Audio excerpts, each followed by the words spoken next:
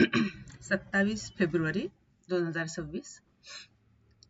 Korean series 16 एपिसोडची when the life gives you tangerines ही पाहिली. सुंदर आहे, कुठेही बोर होत नाही, पण भयानक इमोशनल आहे. एका लव्ह स्टोरी आहे, पण म्हणजे अगदी लहान वयाच्या 15व्या-14व्या वर्षापासूनची लव्ह स्टोरी आणि अगदी म्हातारं 70 वर्षाचे होईपर्यंतची कसं त्यांची लाईफ झालीये आणि कसे उतार चढाव आले, कसे त्यांना स्ट्रगल करावं लागलं, कसे गरिबीतून श्रीमंत, मग परत काही प्रॉब्लेम्स, काही मुलांचे प्रॉब्लेम्स, काही मुलींचे प्रॉब्लेम्स, काही समाजाचे प्रॉब्लेम्स, असे सगळ्यांना फेस करत कसं त्यांनी आपली लाईफ, सुंदर लाईफ जगले.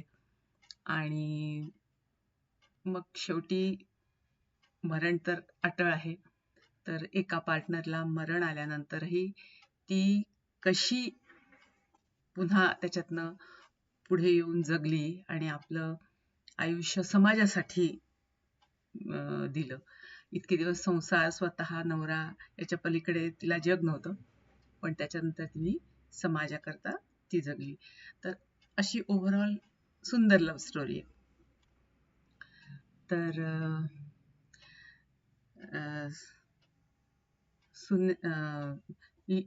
लिसून नावाची एक मुलगी असते, लहान पणापासून हुशार असते खूप, आणि तिच्या आईला वाटत असतं तिने शिकून खूप मोठं व्हावं. तिची आई एक मच्छीमारन असते, फिश पकडणारी, आणि वडील नसतात, म्हणजे वडिलांचा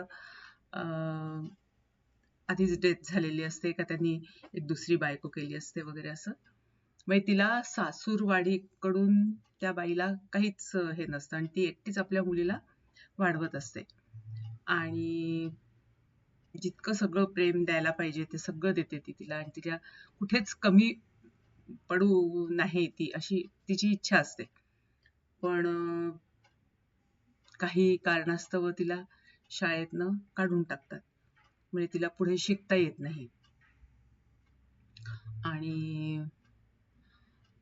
म्हणजे चूक तिची नसते ऍक्च्युली, पण ती अंगावर घेते आणि तिला मग ते त्याच्यामुळे काढून टाकण्यात येतं. कारण जो दुसरा मुलगा असतो ज्याची चूक असते, तर तो श्रीमंत घरातला असतो आणि म्हणून त्याला काही कोणी म्हणत नाही. पण तो जो मुलगा असतो त्याचं जीवापाड हिच्यावर प्रेम असते. लहानपणी पण त्याला केव्हाही विचारलं की तू मोठा होऊन काय होशील, तर म्हणे मी हिचा नवरा, लिसूनचा नवरा होणार. आणि ही आधी लहानपणी त्याला खूप हे करत असते, म्हणजे हसड हुसड, तू का सारखं माझ्या मागे, तुला साधी कविताही करता येत नाही वगैरे वगैरे. पण जसे जसे ते मोठे होत जातात त्यांना कळत जातं आणि हाही तिची साथ कधी सोडत नाही, आणि मग दोघंही एकमेकांच्या प्रेमात पडतात आणि मग लग्न करायचं ठरवतात. पण तेच दोघांच्या घरातनं म्हणण्यापेक्षा त्याच्या घरातनं मनाई असते. मग ही म्हणते तू माझ्याकरता, आणि मी म्हणणार पण नाही की, ती लिसून म्हणते की तू माझ्याकरता आईला सोड किंवा तुझं घर सोड, पण तो म्हणतो नाही मी सोडणार. आणि मग ते दोघेही पळून जातात घरातलं सोनं नाणं व्हॅल्युएबल्स घेऊन. आणि जेव्हा बाहेर येतात तर तिथे हॉटेलमध्ये फसवणारेच असतात सगळे, आणि ते ओळखतात लगेच की हे घरातनं पळून आले आणि सगळं घेऊन आले. मग ते त्यांना त्यांच्या जेवणामध्ये बेशुद्धीचं औषध घेऊन सगळं त्यांचं लुटतात, लंपास करतात. मग परत हे उघड्यावरच पडतात, काय करायचं कसं. मग त्याच्यात तिला दिवस जातात. मग पहिली मुलगी होते की जिला परत ती खूप 18 वर्षाच्या वयात ती आई होते, आणि मग आता कसं परत जायचं. हा खूप मग मेहनत करायला सुरुवात करतो, फिश पकडायला आणि हे करायला. आणि मग हळूहळू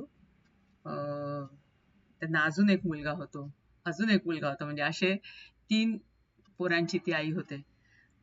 तर मग हळूहळू त्यांच्याकडे म्हणजे छान पैसे येतात, मग तो बोट एक विकत घेतो. तर अशा याच्यातच एक आधी यांचं लग्न व्हायच्या आधी एक जण असतो की ज्याला ही खूप आवडत असते. पण तो म्हणजे बाहेर खाली असतो, तो तिथला सरपंच व्हायचे स्वप्न बघत असतो मोठ्या पोस्टवर. पण जेव्हा मग ती त्याच्याशी बोलते, म्हणजे ती आधी लेसूनला असंच वाटतं की पैसाच सगळं आहे, म्हणजे तिला कळत असतं की आपलं प्रेम ह्याच्यावरच आहे, आपण या माणसाबरोबर सुखी नाही राहणार. पण तिला वाटतं की जर आपल्याला आयुष्यात पुढे जायचं आहे, शिकायचं आहे, तर मग आपल्याला ह्याच्याशी लग्न करायला पाहिजे. पण जेव्हा ती बघते एकूण रागरंग, ती सरळ त्याला सोडून परत ह्याच्याकडेच येते. आणि तो तोपर्यंत शिपवर, आता ही आपल्याशी लग्न नाही करणार, त्याच्याशी लग्न करणार म्हणून हा ते गाव सोडून दुसरीकडे चालला असतो. पण मग जसंच त्याला कळते की ही आली आहे, तो शिप मधून उडी मारतो, पोहत पोहत तिच्याकडे येतो. आणि मग ते म्हणजे सगळं असं पळून बिळून लग्न करतात. आणि मग हे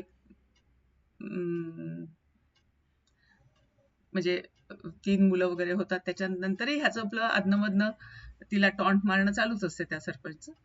पण मग हा पैसे कमवतो, बोट घेतो स्वतःची.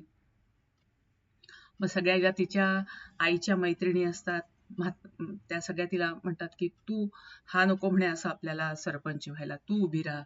मग सगळे तिच्या मागे लागतात आणि मग ती जिंकते आणि सरपंच होते. पण एका अशा वादळी तुफानमध्ये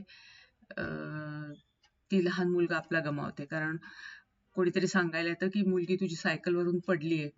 तर ती तिला शोधायला जाते. तर त्या चक्करमध्ये तो मधलाही मुलगा धावत धावत बाहेर पडतो.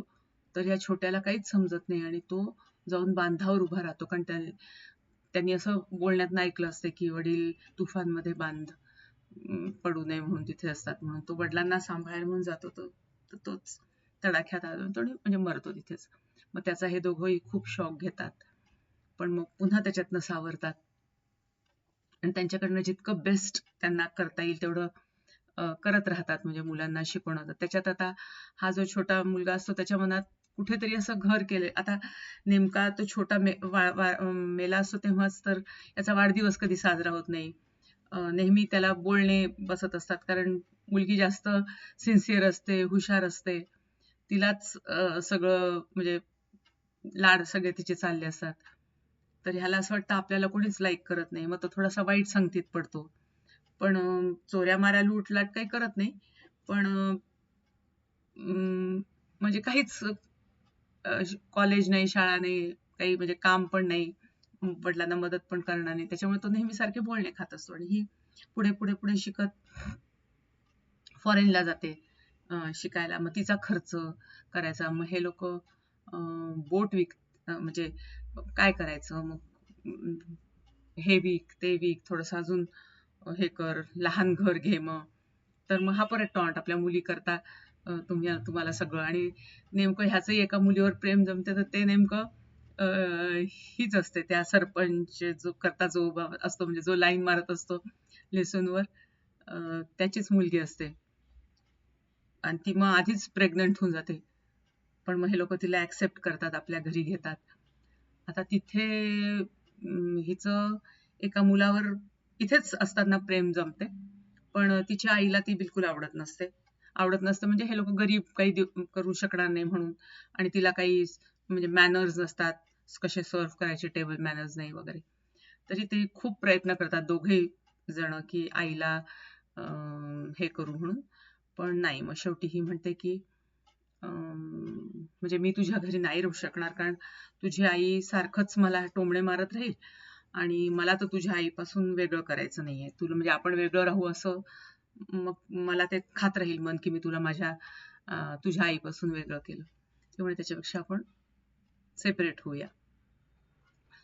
आणि त्याच वेळेस जेव्हा ही शिकत असते आणि तिला म्हणजे कळत असतं की आपले आई वडील आपल्याकरता इतकं करतात आहे, तर आपणही त्यांना हातभार लावायला पाहिजे, म्हणून ती संध्याकाळी एक्स्ट्रा फिल्ममध्ये म्हणजे टॉकीजमध्ये तिकीट विकण्याचं वगैरे काम करत असते. तिथेच तिची एका मुलाशी ओळख होते, जो पेंटर असतो, पोस्टर्स वगैरे बनवत असतो. पण तिला तो फक्त तो आवडत असतो, म्हणजे चांगला मित्र म्हणून. पण तिने कधी त्याला ह्या नजरेने बघितलं नसतं. पण त्याला ही खूप आवडायला लागली असते. तो तिच्यावर नकळत प्रेम करायला लागला असतो. आणि मग नंतर जेव्हा ह्यांचं ब्रेकअप होते, तेव्हा तो तिला ते फॉरेनमध्ये भेटतो आणि त्याच्यानंतर त्यांनी आपलं खूप करिअर वेगळं केलेलं असतं आणि रिच झाला असतो. तेव्हा तो पुअर असतो, तर आता तो रिच झालेला असतो. मग दोघांचं परत छान जमते, लग्न होते, त्यांनाही मुलं होतात आणि मग म्हणजे आता सगळं छान छान चाललेलं असतं. तर तेवढ्यात हा यांचा जो मुलगा असतो, ली सूनचा मुलगा, तर तो कोणीतरी त्याला फसवतं आणि हा तो अडकतो. मग त्याला जेल होते. मग आता त्याला सोडवायला यांच्याकडे पैसे नाही म्हणून मग बोट विकतात आणि मग त्याला सोडवतात. मग त्याला कळते की नाही, वडिलांचं आपल्यावर खूप प्रेम आहे. मग त्याला लहानपणच्या काही काही गोष्टी आठवतात की कसे वडील आपल्याला आपल्या वाढदिवस नव्हते करू शकत आपण घरी, तर आपल्याला हॉटेलमध्ये घेऊन जायचे, खाऊ घालायचे, आपल्या आवडीचं सगळं. आणि मग हळूहळू जशी आता ही पण छान कमवायला लागलेली असते मुलगी, आणि नवरा तर प्रेम करणारा असतोच. तिची डिलिव्हरीमध्ये तिला खूप त्रास झालेला असतो, मुलगी होते तिलाही, तर तेव्हाही ही खूप मदत करते. नंतर हे लोक एक छान हॉटेल विकत घेतात. ते हळूहळू खूप चालतं. तर तिथे एक सेलिब्रिटी कलाकार येते, तिच्यामुळे माझून नाव होते, माझून गर्दी वाढायला लागते. कारण सगळं ह्यांनी जे आधी आपण जे म्हणतो पेरलं तसं उगवतं, तसं त्यांनी त्या हिरोईनला एकदा वाचवलं असतं समुद्रातून, आणि तिचा जीव वाचवला असता.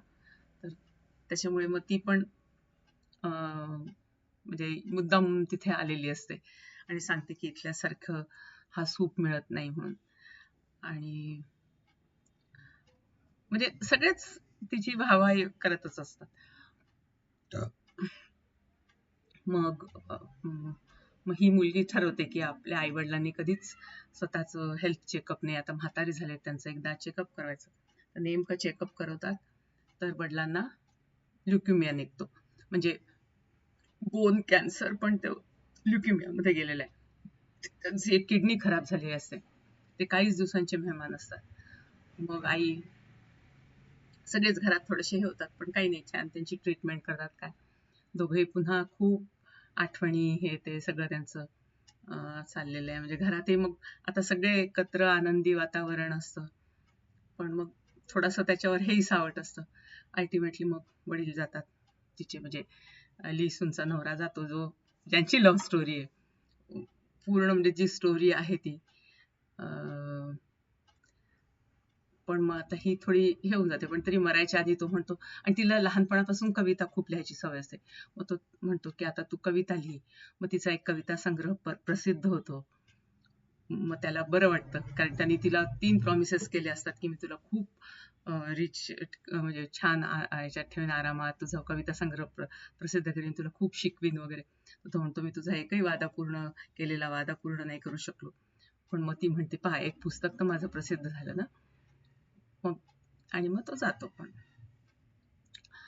मग ही त्याच्या आठवणीत अजून एक म्हणजे पुस्तक, हे म्हणजे लिहित जाते कविता, आणि मग पुस्तकाचं एक आणखीन प्रकाशन होतं आणि तिचं मग नाव होते खूप.